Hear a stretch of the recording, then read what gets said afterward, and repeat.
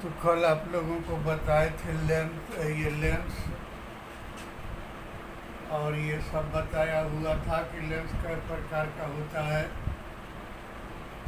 उसका centre of curvature, radius of curvature, focal length, aperture, ये सब क्या होता है, ये बातें हो गई थी। आज बता रहे हैं determination of lens formula. Determination of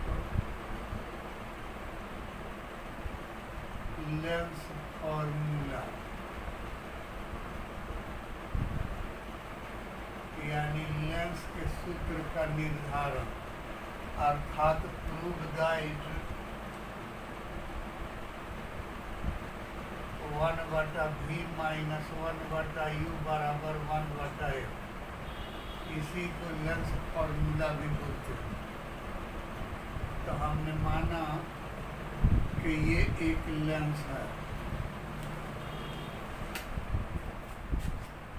ये आपको एक लेंस है, इस लेंस का ये अपर्चर है, ये लेंस का ऑप्टिक सेंटर U है, और क्या है कि ये लेंस का प्रिंसिपल एक्सिस है, ऐसा मान लिया।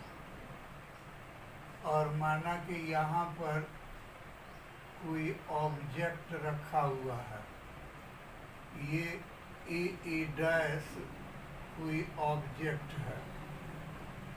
तो इसका इमेज बनने के लिए एक रे तो ऑप्टिक सेंटर से होकर सीधे निकल जाएगा और एक रे प्रिंसिपल एक्सिस के पैरेलल होके मान लेते हैं कि बिंदु M पर पहुंचा, इसको बिंदु M मानते हैं। और यहाँ से रिफ्रैक्ट होके, अपवर्तित होके ये यहाँ पर कन्वर्ज हो गया। तो क्या है कि ये प्रिंसिपल एक्सिस के समानांतर है, तो ये तो फोकस होगा और यहाँ पर इमेज बन जाएगा, रियल इमेज बन जाएगा, बी डैश, वास्तविक प्रतिबिंब बन जाएगा। और क्या है कि यहाँ से लेकर के यहाँ तक की दूरी वस्तु दूरी अर्थात -u हो जाएगा, और यहाँ से लेकर के यहाँ तक की दूरी प्रतिबिंब दूरी यानी +v हो जाएगा। -v इसलिए हो जाएगा कि ये आपको आपतित किरण की दिशा में है, और +v इसलिए हो जाएगा कि ये अपवर्तित किरण की दिशा में है। यहाँ से यानी O से लेकर के और F तक की दूरी फोकल लेंथ हो जाएगा, जिसको छोटा m से निरूपित कर दिया। अब क्या है कि आप देख रहे हैं कि ट्रायंगल ए डैश O और triangle B dash O are similar. Triangle A dash O and triangle B dash O are similar, समरूप हैं, यानी त्रिभुज ए डैश O और बी डैश O समरूप है। तो समरूप है तो लंब बटा लंब बराबर आधार बटा आधार हो जाएगा। तो लंब बटा लंब का मतलब कि ए डैश बटा बी डैश बराबर OA बटा OB,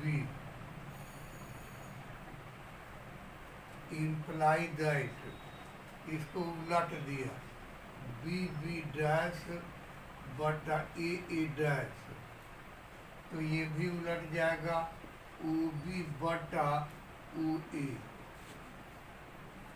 इसलिए वो क्या है कि बी डैश बटा ए डैश बराबर हो गया OB, OB के बदला में +v, और उ ए के बदला में माइनस यू, तो माइनस भी बटा यू। यहाँ लिख देते हैं हेयर उ ए बराबर माइनस यू एंड उ बी बराबर प्लस भी। आपके याद के लिए लिख दिया। इसको इक्वेशन नंबर 1 मान लिया। फिर चलते हैं तो देखते हैं कि ट्रायंगल ओ एम एफ ये वाला और triangle B B dash F ये वाला समरूप है, तो लिख देंगे कि चूंकि triangle O M F and triangle B B dash F are similar, इसलिए लंब बटा लंब बराबर आधार बटा आधार, ओ एम बटा B B dash, O M बटा बी बी डैश बराबर ओ एफ बटा एफ बी, ओ एफ बटा F B and O M parallel and equal to, यानी ये ओ एम और ए डैश आपस में बराबर भी हैं और समानांतर भी हैं, एक ही आयत के, एक ही रेक्टेंगल के आमने सामने के भुजा हैं, इसलिए आपस में बराबर भी हैं और समानांतर भी हैं, पैरेलल भी हैं। तो इसलिए हम ये ओ एम के बदला में ए डैश बटा बी बी डैश बराबर ओ एफ बटा एफ बी, तो एफ बी को लिख सकते हैं O B minus O F, O B में से ओ एफ को घटा दें तो एफ बी हो जाएगा, O B minus O F imply that उलट दिया, तो बी बी डैश बटा ए डैश बराबर हो गया ओ बी बटा O B minus O F बटा ओ एफ। इसको इक्वेशन नंबर 2 मान लिया। और क्या है, तो इसलिए आपको बी बी डैश बटा ए डैश, इसको अभी नहीं माना, रहने दीजिए, ए डैश बराबर ओ बी, ओ से बी तक की दूरी को भी माना है और माइनस ओ से एफ तक की दूरी को एफ माना है बटा ओ से एफ तक की दूरी को एफ माना है। इसको मान लिया समीकरण 2 और आपके याद के लिए लिख दिया here B where O B बराबर भी एंड ओ एफ बराबर एफ। अब क्या कि now from equation first and second we get, समीकरण 1 और 2 से हम पाते हैं कि, तो क्या पाते हैं कि समीकरण 1 ये है, इसका लेफ्ट बराबर है बी बी डैश बटा ए डैश, दोनों का बराबर है, तो राइट भी बराबर होगा, यानी माइनस भी बटा यू बराबर भी माइनस एफ बटा एफ। इसलिए अब तिरछा तिरछी गुना कर दिया जाए, क्रॉस मल्टीप्लिकेशन कर दिया जाए, तो u में भी से गुना कर दिया u भी माइनस u में f से गुना कर दिया u f बराबर v में f से गुना कर दिया माइनस v f। तो अब क्या हो गया कि आपको वो क्या कहते हैं कि इसको ई बगल भेज देते हैं, तो क्या हो गया माइनस में प्लस हो जाएगा U F minus V F बराबर यू भी, और दोनों पक्षों में यू वी एफ से भाग कर दिया, तो इसलिए यू एफ बटा U V F minus V F बटा यू वी एफ बराबर यू वी बटा U V F. U V से यू वी कट गया, वी एफ से वी एफ कट गया, यू एफ से यू एफ कट गया, आपका रिजल्ट आ गया 1/v माइनस 1/u बराबर 1/f। यही साबित करना था और ये आपको साबित हो गया। अब क्या है, तो एक और क्वेश्चन आपको बताएं। एंगल, ये आपको वो क्या क्वेश्चन है कि angle of deviation, angle of deviation का हिंदी होता है विचलन कोण। तो विचलन कोण का परिभाषा करते हैं कि जब किसी लेंस पर किरण आपतित होता है तो वह अपने ओरिजिनल पथ के साथ एक कोण बनाते हुए अपने पथ से विचलित हो जाता है। इसी कोण को एंगल ऑफ डिविएशन कहा जाता है। कहने का मतलब ये कि ये आपको एक लेंस हो गया,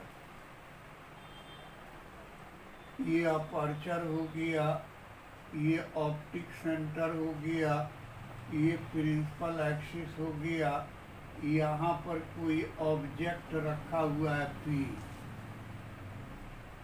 तो ऑब्जेक्ट रखा हुआ है तो ये दूरी तो वस्तु दूरी हो जाएगा, ऑब्जेक्ट डिस्टेंस हो जाएगा -u। यहाँ से एक किरण चल रहा है और चल के ये बिंदु A पर आ जा रहा है, यानी बिंदु A पॉइंट ऑफ इंसिडेंट है और ऑप्टिक सेंटर O से A की ऊंचाई हम मान लेते हैं कि h है। अगर ये लेंस नहीं होता तो यह किरण अपने पथ पर सीधे आगे की ओर चला जाता, यानी pz पर चला जाता।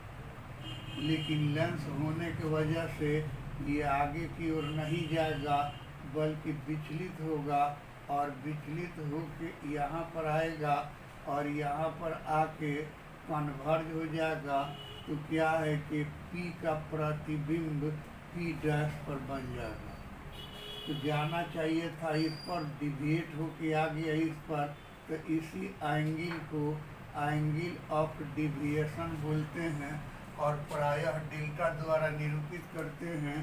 यहाँ से लेकर के यहाँ तक की दूरी तो ऑब्जेक्ट इमेज डिस्टेंस यानी प्रतिबिंब दूरी हो जाएगा और चूंकि ये आपतित किरण की दिशा में इसलिए माइनस हो जाएगा, ये अपवर्तित किरण की दिशा में इसलिए प्लस हो जाएगा। अपने मन से इस एंगल को अल्फा मान लिया और अपने मन से इस एंगल को बीटा मान लिया, तो ये एक ट्रायंगल है PAP डैश। इसमें बहिष्कोण है डेल्टा और अंतःकोण है अल्फा और बीटा। तो क्या लिख दें, in triangle PAP dash we have, बहिष्कोण बराबर होता है दोनों अंतःकोणों की योगफल के, अल्फा प्लस बीटा।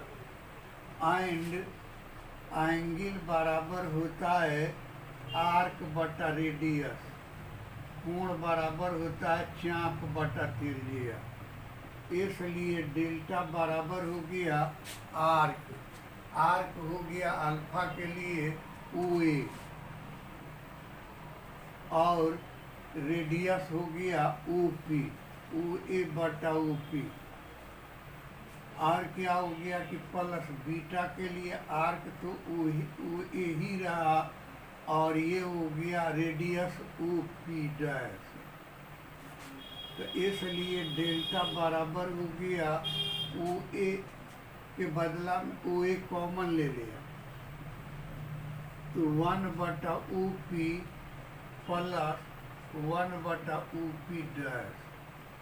इसलिए डेल्टा बराबर एच, ओ ए को एच माने फिगर में देख लीजिए, और ओ पी तो है आपको माइनस यू, 1/-यू, अब प्लस ओ पी डैश 1/+भी डैश प्लस भी लिख देते हैं कि वेयर, आपके याद के लिए, वेयर ओ ए बराबर एच, ओ पी बराबर -U and O P dash बराबर +भी। तो इसलिए डेल्टा बराबर हो गया, आपको h इंटू सीधा करके लिख दें तो 1/v माइनस 1/u, एंड अभी साबित किया कि 1/v माइनस 1/u बराबर 1/f। तो इसके बदला में 1/f रख दें तो डेल्टा बराबर हो गया h/f। और यहाँ क्या साबित हो गया, यहाँ साबित हो गया कि and delta varies h delta varies f, delta varies f। तो क्या मतलब कि इसमें देखिए दिखता है कि h ऊंचाई बढ़ता है तो एंगल ऑफ डिविएशन बढ़ता है, गुना है, और ऊंचाई घटता है तो एंगल ऑफ डिविएशन घटता है। लेंस का फोकस बढ़ता है तो एंगल ऑफ डिविएशन घटता है, भाग लगा हुआ, और लेंस का फोकस घटता है तो एंगल ऑफ डिविएशन बढ़ता है। एक और क्वेश्चन बता दें, पावर ऑफ लेंस, बड़ा शॉर्टकट आप लोग मारते हैं लेंस की क्षमता, तो बहुत शॉर्टकट आप लोग मारते हैं। क्या शॉर्टकट मारते हैं कि किसी लेंस के फोकस का इन्वर्स व्युत्क्रम उसका पावर कर लेता है ना। ये परिभाषा ठीक नहीं है। परिभाषा होता है इसी पर, कैसे कि किसी लेंस के ऑप्टिक सेंटर से यूनिट ऊंचाई पर, एकांक ऊंचाई पर स्थित किरण अपवर्तन के फलस्वरूप जो एंगल ऑफ डिविएशन बनाता है, उसी एंगल ऑफ डिविएशन को पावर ऑफ लेंस कहा जाता है। ऑप्टिक सेंटर से यूनिट लेंथ पर आपतित किरण अपवर्तन के फलस्वरूप जो एंगल ऑफ डिविएशन बनाता है, उसी एंगल ऑफ डिविएशन को पावर ऑफ लेंस कहा जाता है। और क्या है कि इसको साबित करने के लिए हमने माना कि ये एक लेंस है, और ये लेंस का अपर्चर है, और ये लेंस का ऑप्टिक सेंटर है, और ये लेंस का प्रिंसिपल एक्सिस है। और क्या है कि इस लेंस के पैरेलल, ये लेंस के एक्सिस के पैरेलल एक किरण आपतित हो रहा है, एम किरण आपतित हो रहा है। कितना ऊंचाई पर आपतित हो रहा है, तो h ऊंचाई पर आपतित हो रहा है। अगर ये लेंस नहीं होता तो यह किरण अपने पथ पर सीधे ए डैश पर चला जाता, लेकिन लेंस होने के वजह से ये जो है अपवर्तित होके ऐसे आ गया। तो चूंकि ये पैरेलल है, इसलिए ये क्या होगा, तो फोकस हो जाएगा, और ये क्या होगा, तो फोकस दूरी f हो जाएगा, फोकल लेंथ हो जाएगा, और ये क्या हो जाएगा, तो एंगल ऑफ डिविएशन हो जाएगा। तो आपको दिखता है कि h ऊंचाई के लिए एंगल ऑफ डिविएशन बनता है डेल्टा। तो एक ऊंचाई के लिए, h ऊंचाई के लिए एंगल ऑफ डिविएशन बनता है डेल्टा, तो एक ऊंचाई के लिए बनेगा डेल्टा/h, और इसी डेल्टा/h को हम लोग P बोलते हैं, लेंस का पावर बोलते हैं। तो अगर इस लेंस का पावर P मान लेते हैं तो P बराबर हो जाएगा डेल्टा/h। एंड अभी आपने साबित किया कि डेल्टा बराबर होता है एच बटा एफ। अभी साबित किया कि डेल्टा बराबर होता है एच बटा एफ, तो भाई डेल्टा के बदला में रख दिया एच बटा एफ, तो पी बराबर हो गया एच बटा एफ। आई के एच पहले से नीचे है, ये एच एच कट गया, तो यही पी बराबर हो गया 1 बटा एफ। और इसी को आप लोग मानते हैं कि लेंस के फोकल लेंथ के व्युत्क्रम को यानी इन्वर्स को पावर ऑफ लेंस कहा जाता है। जी नहीं, परिभाषा तो ये है कि किसी लेंस के ऑप्टिक सेंटर से यूनिट हाइट पर आपतित किरण अपवर्तन के फलस्वरूप जो एंगल ऑफ डिविएशन बनाती है उसे ही पावर ऑफ लेंस कहा जाता है, और उसको ऐसे चेंज किया जाता है। अब आ जाइए डाइऑप्टर या डायमेंशन, पहले लिख दीजिए डायमेंशन। तो डायमेंशन कितना हो जाएगा, चूंकि P बराबर 1 बटा एफ, तो एफ क्या है, लेंथ, फोकल लेंथ, लेंथ का होता है एल। तो डायमेंशन हो गया m पर पावर 0, l पर पावर -1, t पर पावर 0, यही डायमेंशन हो गया। और इसका यूनिट क्या हो गया, तो मीटर इनवर्स, यानी unit of power of lens, power of lens. तो ये हो गया मीटर इनवर्स, इसी को हम लोग कहते हैं डाइऑप्टर, डाइऑप्टर बोलते हैं। तो डाइऑप्टर का परिभाषा कैसे कीजिएगा, डाइऑप्टर, तो डाइऑप्टर का परिभाषा कीजिएगा कि चूंकि P बराबर होता है 1 बटा एफ, इफ एफ बराबर 1 मीटर देन P बराबर 1 डाइऑप्टर। तो परिभाषा यही करते हैं कि यदि किसी लेंस का फोकल लेंथ 1 मीटर हो तो उसके पावर को 1 डाइऑप्टर माना जाता है। तो रहने दीजिए, अब बोर्ड पर जगह नहीं बचा, रहने दीजिए इतना ही। कल भी कहा था आप लोगों को कि इस चैप्टर का नोट्स लेक्चर नंबर L7 में है। L7 के डिस्क्रिप्शन खोलिएगा तो आपको उसका नोट्स हिंदी में भी अंग्रेजी में भी दोनों भाषाओं में मिल जाएगा। Thank you.